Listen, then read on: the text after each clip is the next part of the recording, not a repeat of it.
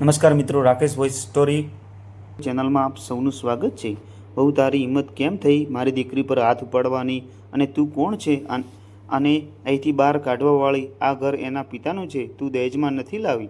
પપ્પા, તમે મારી પત્ની સાથે આમ ચીસ પાડીને વાત ન કરી શકો।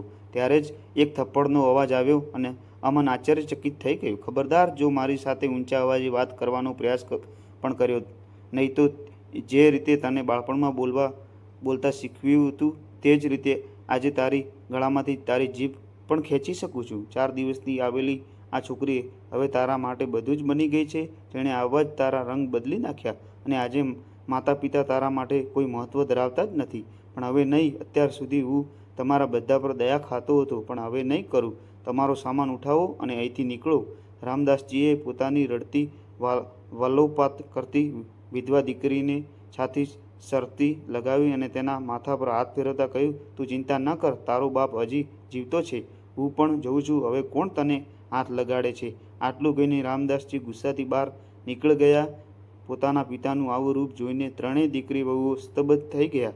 આજે તેમને ખુદ લોભમાં આવીને પોતાના પગ પર કુહાડી મારી લીધી હતી।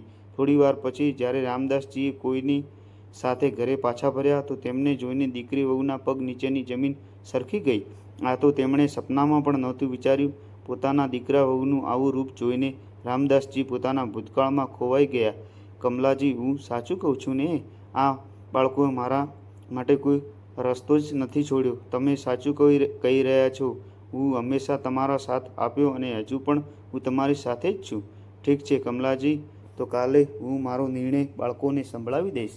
આખી જિંદગી બાળકોને પાળી પોસીને મોટા કરો, જેના માટે માતા પિતા બધું જ સમર્પિત કરી દે છે।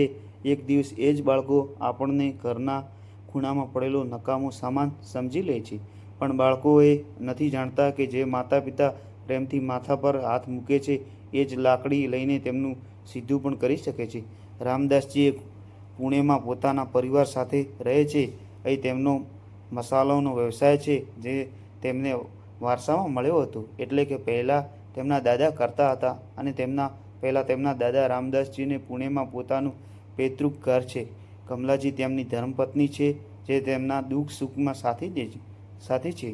તેમને 2 દીકરા અમન અને કાર્તિક અને એક દીકરી અંજલિ છે। કમલાજી ઘરે રહીને બાળકોની દેખભાળ કરતા અને રામદાસજી ધંધો સંભાળતા।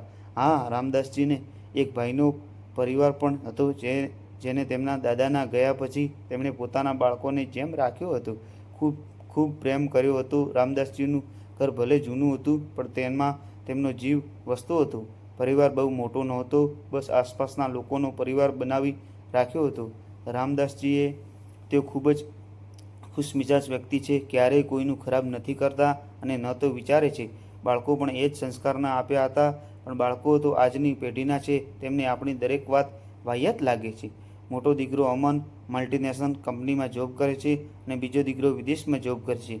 દીકરી અંજલિ સોફ્ટવેર એન્જિનિયર છે અને તે પણ જોબ કરે છે। અંજલિના લગ્ન રામદાસજીએ જલ્દી કરાવી દીધા હતા, પણ તેના ભાગ્યે તેનો સાથ ન આપ્યો અને લગ્નના 7 મહિના પછી જ તેના પતિનું એક કાર એક્સિડન્ટમાં મૃત્યુ થઈ ગયું હતું। તે પછી અંજલિ પોતાના પિયરમાં પોતાના મમ્મી પપ્પા સાથે જ રહે છે અને ત્યાંથી જ જોબ કરે છે। રામદાસજી પોતાના પરિવાર સાથે ખૂબ જ ખુશ રહેતા હતા, પણ ક્યારેક જે દેખાય છે તે હોતું નથી। હા, તમે સાચું સાંભળ્યું, બધું સારું ચાલી રહ્યું હતું, પણ અચાનક કંઈક એવું થયું કે રામદાસજી અંદરથી તૂટી ગયા। આટલા હસમુખા વ્યક્તિ આજે હાસ્ય માટે પણ તરસી ગયા। થયું કંઈક એવું કે જ્યારે અચાનક તેમનો દીકરો કાર્તિક, જે વિદેશમાં નોકરી છોડીને ઇન્ડિયા આવી ગયો, તે સમયે અમનના લગ્નની તૈયારીઓ ચાલી રહી હતી, તો રામદાસજીને લાગ્યું કે દીકરો લગ્નમાં સામેલ થવા માટે આવ્યો છે। તેણે રામદાસજીને કહ્યું નહોતું। અમનના લગ્ન તેની સાથે કામ કરતી આરોહી નામની છોકરી સાથે થઈ રહ્યા હતા। પરિવાર સારો હતો પછી અમનને પણ તે ખૂબ પસંદ હતી। લગ્ન ખૂબ જ હસી ખુશીના સાથે થઈ ગયા। વહુ ઘરે આવી ગઈ પછી એક દિવસ કાર્તિકે અમને એવો આંચકો આપ્યો કે જેને સાંભળીને બધાના પગ નીચેની જમીન સરકી ગઈ।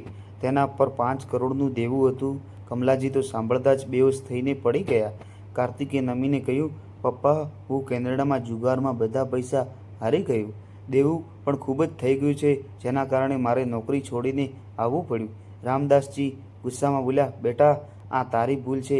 તે તારી કારકિર્દીને દાવ પર લગાવી દીધી અને એ પણ ન વિચાર્યું કે તેમાં પિતાના કેટલા લોહી પસીનાના પૈસા લાગ્યા હતા.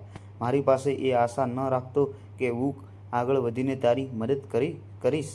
તો કાર્તિક રામદાસજીના પગમાં આજીજી કરવા લાગ્યો. રામદાસજીને પોતાના દીકરા પર થોડી દયા આવી ગઈ અને તેઓ બોલ્યા, ખેર એ જણાવ કે કેટલું દેવું છે, હું કંઈક જોઉં છું.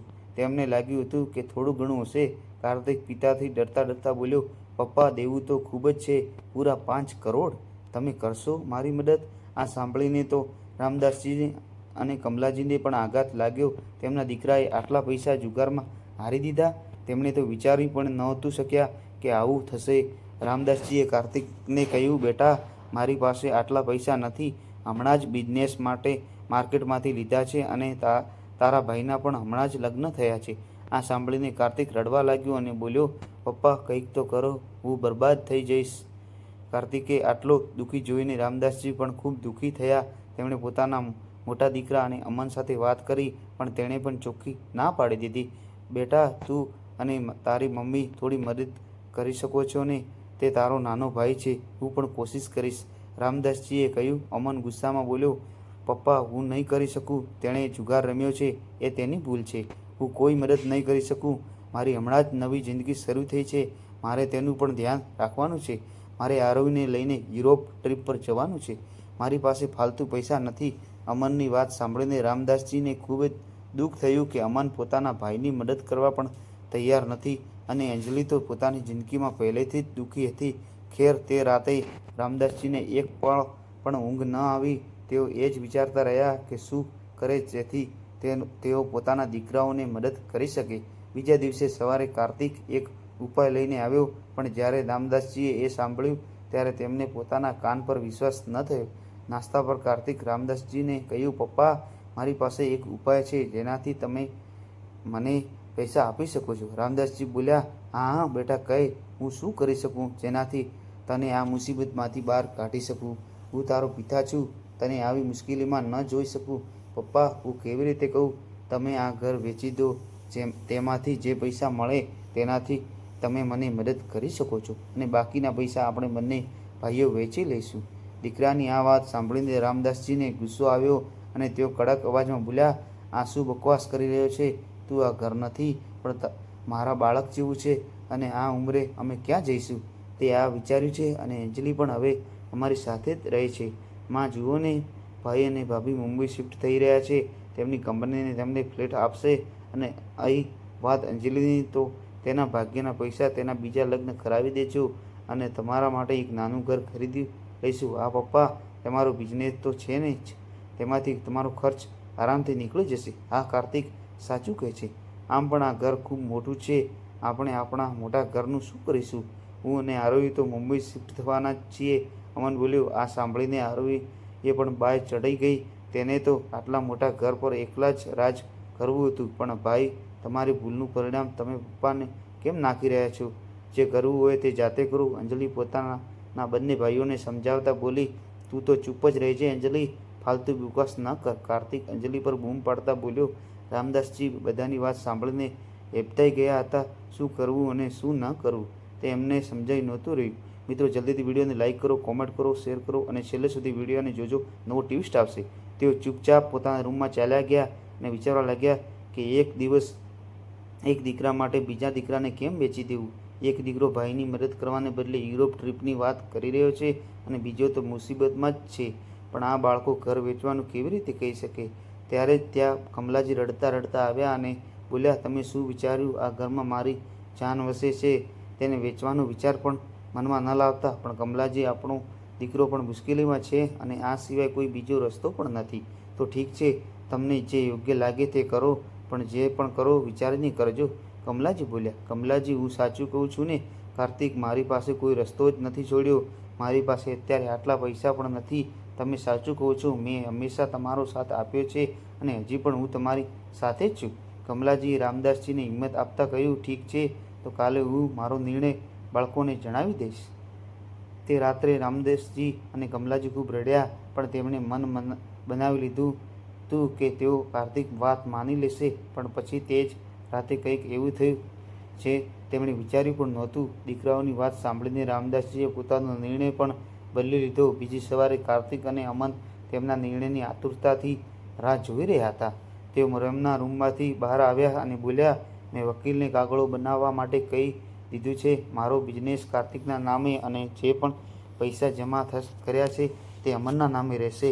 અને રહ્યું આ ઘર, તો હું તેને નહીં વેચું. અહીં હું, મારી પત્ની અને દીકરી રહેશે. રામદાસજીનો નિર્ણય સાંભળીને કમલાજી તો ખુશ હતા, પણ અમન અને કાર્તિકના ચહેરાનો રંગ ઉડી ગયો હતો. કાર્તિક ગુસ્સામાં બોલ્યો, પપ્પા, આ શું કહી રહ્યા છો તમે? હું બરબાદ થઈ જઈશ. તમારો બિઝનેસ ક્યાં ચાલે છે કે તેનાથી 5 કરોડ રૂપિયા કમાઈ શકાશે?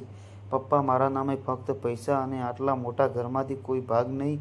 અમન પણ ગુસ્સામાં બોલ્યો, અરે વાહ, મારા બાળકો તો ભાગ માંગવા પણ આવી ગયા. ઇજ્જત, પ્રેમ બધું કુરબાન કરી દીધું તમે લોકોએ. જ્યાં મારું અને તમારું બાળપણ વીત્યું, જ્યાં આપણી યાદો જોડાયેલી છે, આટલી વાર્તાઓ જોડાયેલી છે અને મારી મીઠી યાદો છે, તેને હું કેવી રીતે વેચી દઉં?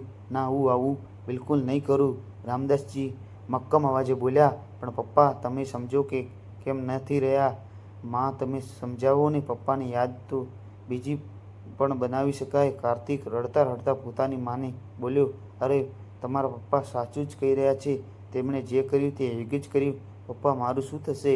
જે થશે તે જોજે. હું બીજી યાદો બનાવીશ, પણ આ ઘર નહીં વેચું. બિઝનેસ, પૈસા બધું તમારા નામે, પણ આ ઘર નહીં. તમે પણ વિચારતા હશો કે મારા બાળકોએ સાથ કેમ ના આપ્યો? તે રાત્રે જ્યારે હું મારા બાળકોને કહેવા જઈ રહ્યો હતો કે હું ઘર વેચી દઈશ, ત્યારે મેં અમનના રૂમમાં કાર્તિકને કહેતા સાંભળ્યું, વાહ ભાઈ, તમે શું એક્ટિંગ કરી છે. હવે પપ્પા આ ઘર ચોક્કસ વેચી દેશે. તેની કિંમત ઓછામાં ઓછી 20 કરોડ રૂપિયા હશે. મારા ભાગમાંથી હું બિઝનેસ કરીશ અને આ 5 કરોડ કર્જ દેવું ના નામે લેવાતું ફક્ત એક નાટક જ હતું. તમે પણ ભાભી સાથે મુંબઈ શિફ્ટ થઈ જજો. અને રહી વાત અંજલિની, તો તેના લગ્ન કરાવી દઈશું. અને મમ્મી પપ્પા માટે તો આ નકામો બિઝનેસ છે. એકવાર આપણને બંનેને પૈસા મળી જાય પછી આ બંને પોતપોતાની જિંદગીમાં જેમ જીવવું હોય તેમ જીવે. આપણે તેનાથી કોઈ મતલબ નથી. સાચું કહ્યું નાના? તે મને માફ કરજે. મારે તને મદદ કરવાની એક્ટિંગ કરવી પડી, એટલે જ તો પપ્પા ઘર વેચવા માટે રાજી થયા. અમન બોલ્યો. આટલું કહીને બંને ભાઈ અને આરોહી ખડખડાટ હસવા લાગ્યા.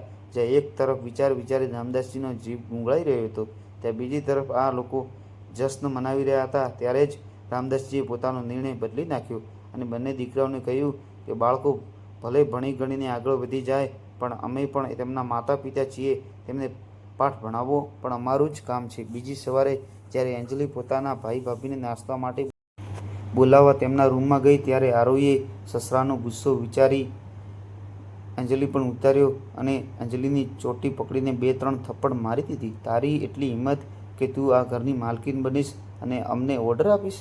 તને તો હું હમણાં જ બતાવું છું. એટલામાં દીકરીના રડવાનો અવાજ સાંભળીને રામદાસજીએ પણ ત્યાં પહોંચી ગયા.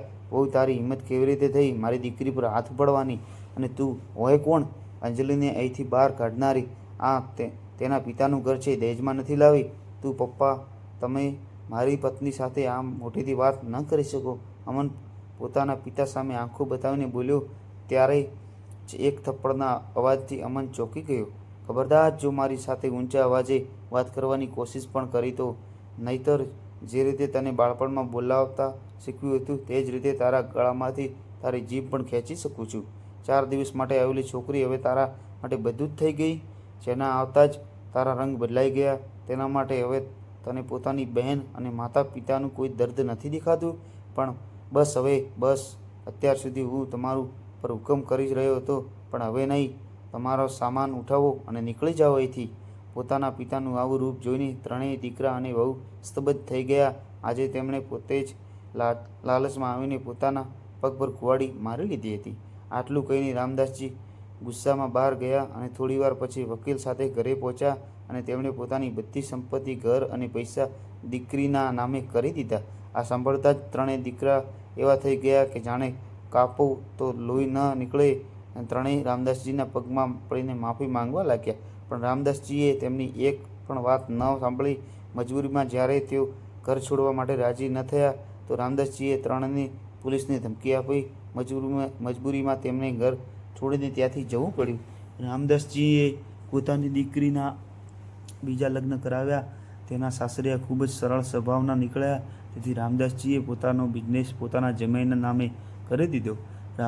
રામદાસજીએ પોતાના દીકરાઓને માફ ન કર્યા. જોકે તેમણે ઘણીવાર માફી માંગવાની કોશિશ કરી, પણ રામદાસજીએ પોતાના નિર્ણયથી ટસના મસ ન થયા અને પોતાની દીકરી જમાઈ સાથે આજે ખૂબ ખુશ છે. દોસ્તો, આશા રાખું છું કે તમને મારી વાર્તા પસંદ આવી હશે. વાર્તા પસંદ આવે તો વિડીયોને લાઈક કરો, ચેનલને સબસ્ક્રાઈબ કરો અને જો તમે મારી ચેનલ પર પહેલીવાર આવ્યા હો તો નોટિફિકેશનની બેલને જરૂર દબાવો. વાર્તા પૂરી જોવા માટે હૃદયપૂર્વક આભાર.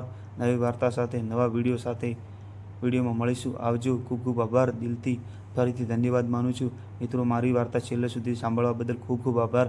તમે ક્યાંથી વિડીયો જોઈ રહ્યા છો કોમેન્ટમાં જરૂરથી લખજો અને કોમેન્ટમાં જય શ્રી કૃષ્ણ લખવાનું તો મિત્રો ભૂલતા જ નહીં. અને તમે આ વિડીયો પૂરો સાંભળવા બદલ ખૂબ ખૂબ દિલથી આભાર. ફરી